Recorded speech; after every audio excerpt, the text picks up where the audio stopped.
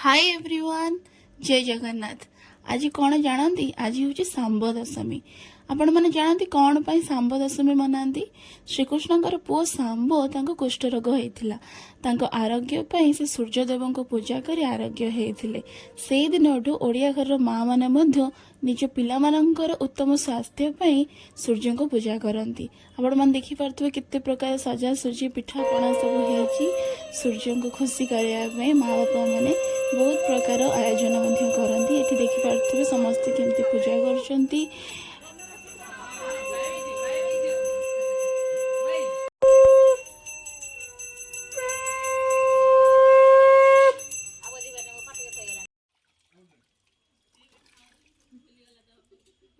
सूर्यदेव को अर्घ्य दबा पर से जल को आनी माँ मैंने पिला मुंडरे लगे दिखती, जो आशीर्वाद आकार जे आम पिला देह भल रो, से स्वास्थ्य भल रो, से आरोग्य रुहतु।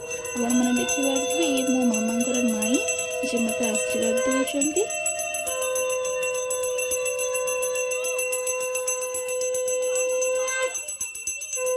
पूजा बर्तमान सारी बर्तमान समस्ते प्रसाद ग्रहण करने बसीगले। हैप्पी सांब दशमी आपण मानू।